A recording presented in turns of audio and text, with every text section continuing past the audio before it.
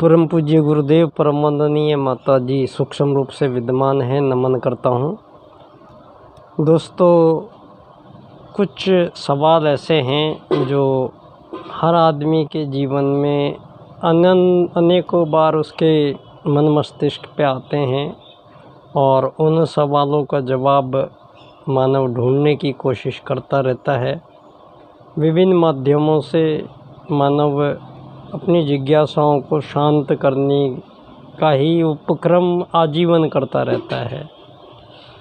दोस्तों, दो सवाल ऐसे हैं जो हर किसी के मन में एक बार आते हैं।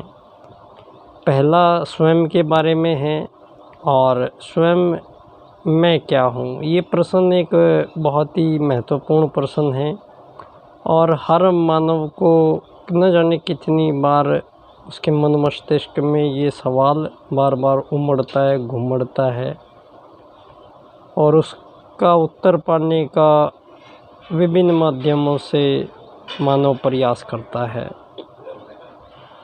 दोस्तों, ये सवाल मानव प्रजाति के साथ भी जुड़ा हुआ है और संपूर्ण जीवों के साथ जुड़ा हुआ है, क्योंकि सभी जीवों में जो भी हमें दिखाई दे रही है उनकी गतिविधियाँ, वो सारी की सारी गतिविधियाँ सभी जीवों में एक समान रूप से दिखाई दे रही हैं। चाहे वो जीव आकार में छोटा है, चाहे आकार में बड़ा है, चाहे वो हवा में उड़ता है, चाहे वो पानी में रहता है, चाहे वो धरती पर घूमता है, लेकिन सभी जीवों में जो क्रियाएं हैं, शारीरिक क्रियाएं हैं, वो सभी में लगभग समान ही हैं। समान रूप से आप देख सकते हैं। चिड़िया, तोता, हाथी, कबूतर, शेर, बंदर, मोर, बकरी, मधुमक्खी, चींटियाँ, इन सभी का जो शरीर है वो पंच महाभूतों से मिलके बना है। अग्नि, जल, पृथ्वी, वायु और आकाश। इससे अलग इनका शरीर किसी अन्य तत्वों से नहीं बना है। सभी का शरीर, चाहे वो बड़ा है शरीर है, चाहे वो छोटा शरीर है, लेकिन वो 5 तत्वों से मिलके बना है। सब में एक समानता ये है। दूसरी समानता, सभी जीव अपने जीवन काल में एक बार जन्म लेते हैं और दूसरी बार उनका हर जीव की एक बार मृत्यु होती है। ये जीवन अवधि अलग अलग है। हर जीव में, जीव प्रजाति में आयु के हिसाब से उसकी भिन्न भिन्न समय है, लेकिन ये निश्चित तौर पर है कि सभी जीव शरीरों का एक दिन मृत्यु निश्चित होती है। तीसरा, सभी जीव भोजन करते हैं। भोजन सभी जीवों को, इतने जीवों को भोजन देते रहना लगातार लाखों करोड़ों साल तक, ये उस परम सत्ता परमात्मा का ही वरदान है। और इस बात का पंडित दीनदयाल उपाध्याय जी विश्व राजनीति के माध्यम से ये 2 बातें स्पष्ट करते हैं कि धरती पर सभी जीवों को परमात्मा सत्ता ने 2 वरदान देकर भेजा है। एक, सभी को भोजन प्राप्ति का अधिकार, क्योंकि अनंत प्रकार के शरीरों का निर्माण यहाँ है और यहाँ नाना प्रकार के भोजन उपलब्ध हैं। सभी जीवों शरीरों के लिए यहाँ प्रचुर मात्रा में भोजन हमेशा विद्यमान है, उपलब्ध है।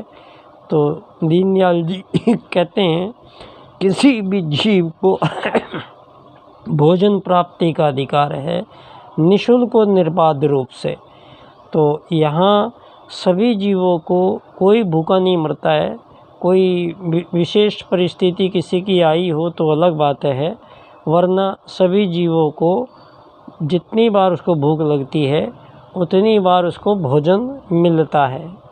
दीनदयाल जी कहते हैं, कर्म करने का अधिकार परमात्मा ने शरीर बनाने के साथ ही दिया है, तो भोजन बराबर मिलता रहे, सभी जीव अपना कर्म करते रहें। इन 2 बातों के लिए किसी भी जीव को कोई बंधन नहीं दिया जा सकता। ये बंधन में दोनों चीज़ों को नहीं रखा जा सकता है। और ये दो वैदिक सूत्र इस बात को स्पष्ट करते हैं, आत्मत सर्वभूतेषु और वसुधैव कुटुंबकम। आत्मत सर्वभूतेषु का सूत्र वेद से सृजित हुआ है और हमारे प्रथम मानव धरती पर जो आए हैं, आदि पूर्वज हमारे, वो आर्य थे। आर्य कहीं बाहर से दुनिया में से भारत में नहीं आए हैं। आर्य मानव धरती का पहला मानव और पहले मानव का परिवार ही आर्य परिवार है। और आर्य इसलिए क्योंकि प्रारंभिक काल के मानव यहाँ पर उन्होंने बहुत उच्च कोटि का गहन अनुसंधान किए हैं। और मैं क्या हूँ, मैं कहाँ से आया हूँ, मैं जाऊँगा कहाँ पर और मेरा यहाँ काम क्या है, इन प्रश्नों का उत्तर सबसे पहले लिया गया है। धरती पर मानव के आगमन काल के समय से, प्रथम आगमन काल में ही मानव ने ये प्रश्नों को जाना है कि मैं कौन हूँ, मेरा काम क्या है, मेरा अस्तित्व क्या है, मेरे अधिकार क्या हैं, मेरे कर्तव्य क्या है। इन बातों का गहन चिंतन मनन अनुसंधान हमारे उन ऋषियों ने किया है। और उसके पश्चात सतयुग से यहाँ मानव जीवन का प्रारंभ हुआ है। सतयुग में ना कोई राजा, ना कोई प्रजा, ना कोई दंड, ना कोई दांडिक, किसी भी मानव का कोई बॉन्डनेस नहीं, कोई बंधन नहीं। किसी मानव को दूसरे मानव से कोई द्वेष नहीं, कोई ईर्ष्या नहीं, कोई किसी प्रकार का भी लेश मात्र भी मानव का मानव से बैर नहीं। वहाँ से मानव जीवन की शुरुआत हुई है और वो इस वजह से हुई है क्योंकि आत्मत सर्वभूतेषु और वसुधैव कुटुंबकम, इन दो वैदिक सूत्रों को हृदयंगम किया गया, चिंतन मनन किया गया और जीवन का प्रारूप जो बनाया गया वो इसी प्रकार का बनाया गया कि यहाँ मानव अपने सारे जीवों के साथ साथ प्रकृति का सहचरी होकर और प्रकृति के सानिध्य में रहते हुए संपूर्ण जीवों का ध्यान रखते हुए और आत्मत सर्वभूतेषु के सूत्र को स्वयं अपनी आचरण में उतारना और उसके अनुसार मानव जीवन अपना जीवन जिया है। उसी समय मानव को ये प्रश्न आया कि मानव अब यहाँ आए हैं तो करेंगे क्या। तो मानव करने क्या आया है, इस बात पर बहुत गहन अनुसंधान हुए और उसके पश्चात यहाँ ये घोषणा हुई कि मानव कोई साधारण जीव नहीं है, मानव विशेष प्रजाति है, विशेष जीव है, राजकुमार है, धरती का सर्वश्रेष्ठ जीव है। तो इसके कार्य भी सर्वश्रेष्ठ हैं।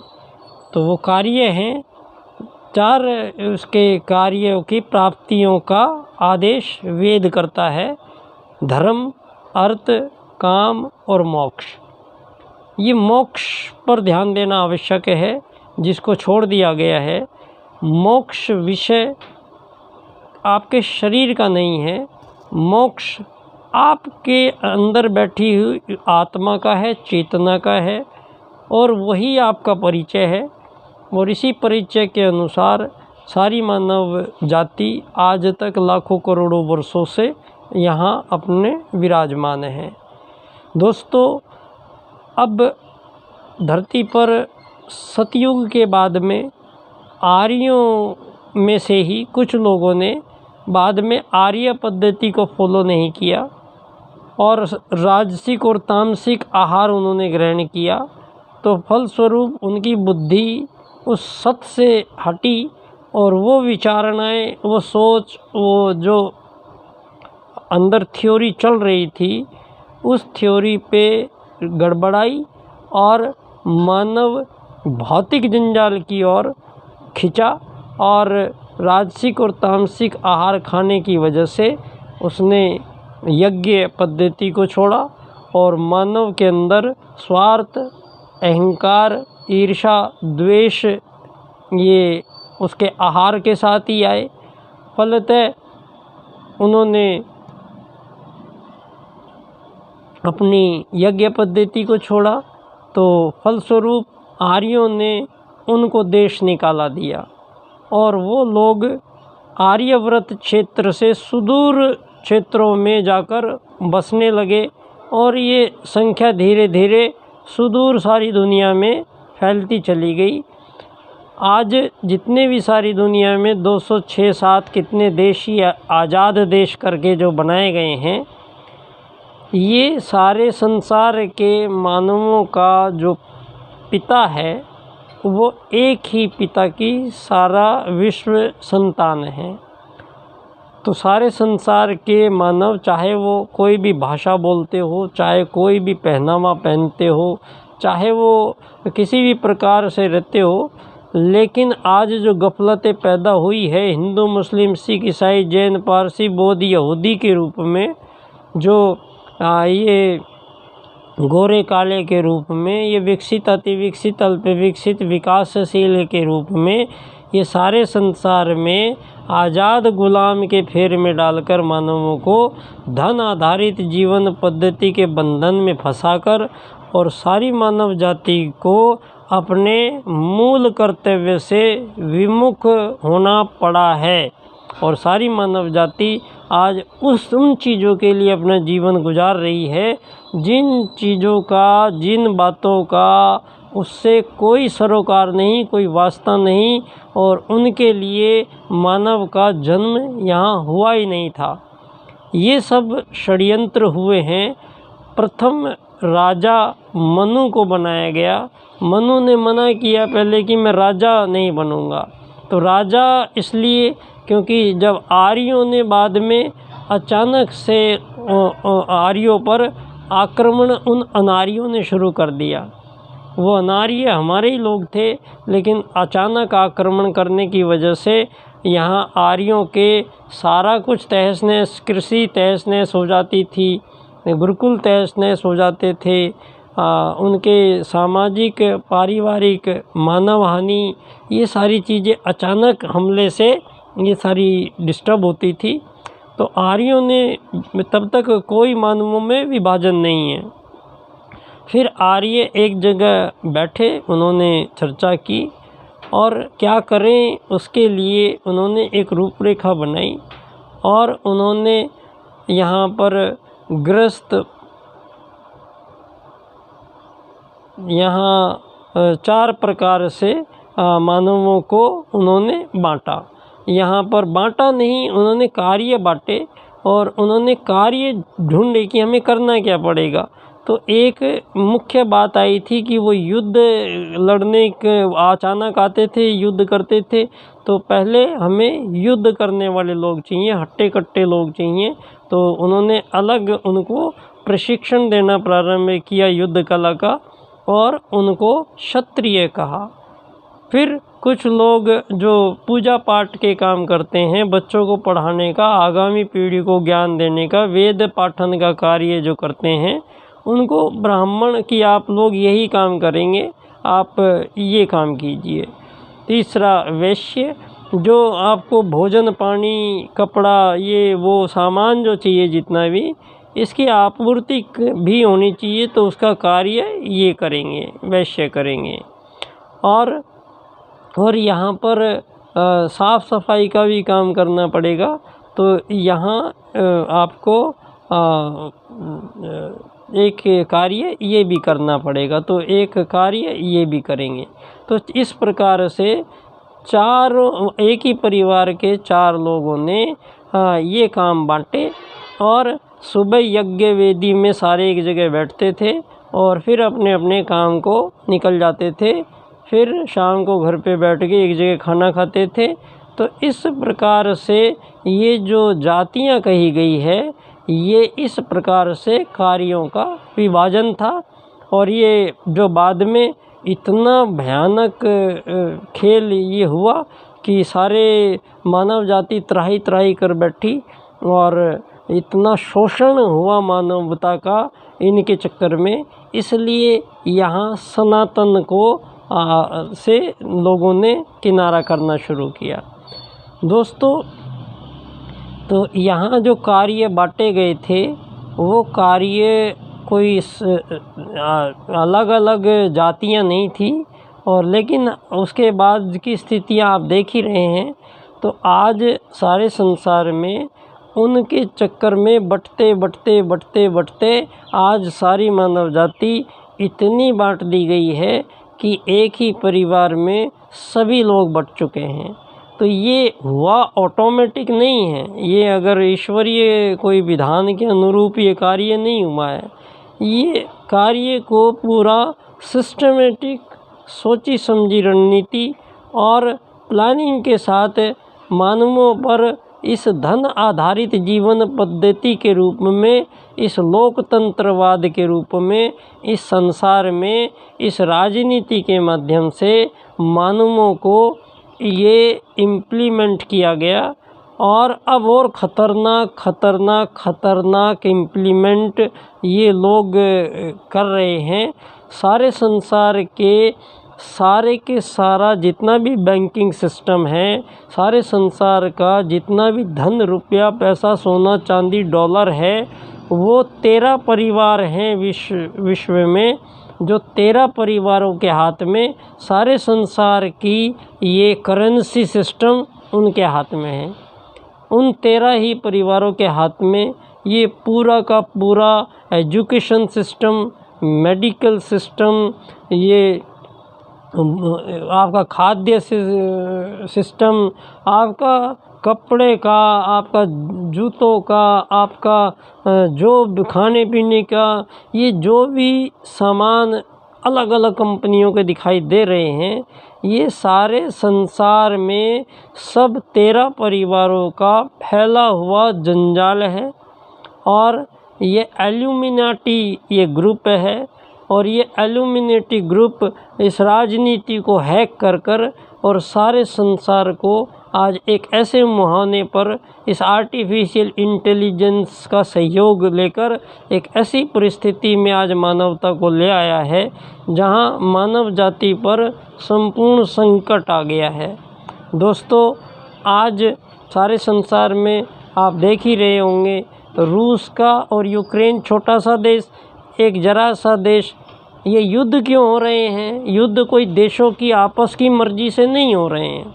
युद्ध करवाने वाले भी वही 13 परिवार हैं, सारे हथियार उनके हाथ में हैं, वो सारे के सारे कौन से देश में कब लड़ाई होगी, कब लड़ाई बंद होगी, इन सब चीज़ों का निर्णय वो 13 परिवार लेते हैं। दोस्तों, तो इस संसार से आज ये मानवता को समाप्त करने की ओर ये इनका न्यू वर्ल्ड ऑर्डर के रूप में ये लोग कार्य कर रहे हैं। और सारे संसार में ये डिजिटल करेंसी के जो चलन है, ये आपका अंतिम कील होगी इस मानव प्रजाति को समाप्त करने की। तो यदि मानव जाति को बचाना है तो ये डिजिटल प्लेटफॉर्म को धन से दूर रखना पड़ेगा, ये पहला काम तुरंत करना पड़ेगा। और इतना विस्तारित ये प्रश्न है कि इसके बारे में बहुत सजगता से, शीघ्रता से चिंतन मनन करके और सबको निर्णय लेकर यहाँ एक महान आंदोलन तुरंत करने की ये समय है।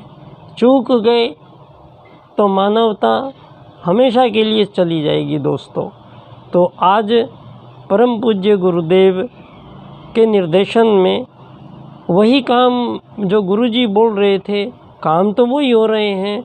एक ही दुनिया में सरकार होगी, एक ही धर्म होगा, एक ही एजुकेशन होगी, एक ही धन होगा, ये गुरुजी ने बोला है। और ये एल्यूमिनेटी वाले भी यही चाहते हैं। फ़र्क क्या है? फ़र्क जो गुरुजी कह रहे हैं, वो गुरुजी एक परिवार की बात कर रहे हैं, कुटुंब की बात कर रहे हैं, उसमें धन की बात नहीं हो रही है। तो ये जो धन आधारित ये बदलाव आ रहा है, ये एल्यूमिनेटी वाला, ये नहीं चलेगा। ये बदलाव हमारे वेद वाला, आत्म सर्वभूतेषु वाला, वसुधैव कुटुंबकम वाला बदलाव सारे संसार को इसकी आवश्यकता है। दोस्तों, इस धन आधारित जीवन पद्धति ने मानव जाति का सर्वनाश किया है। और अब ये जो युग परिवर्तन काल है, यहाँ एक बहुत बड़ा काम आपके सामने हुआ है। ये फ़ोटो आपको इतने सालों से दिखाई नहीं दी है।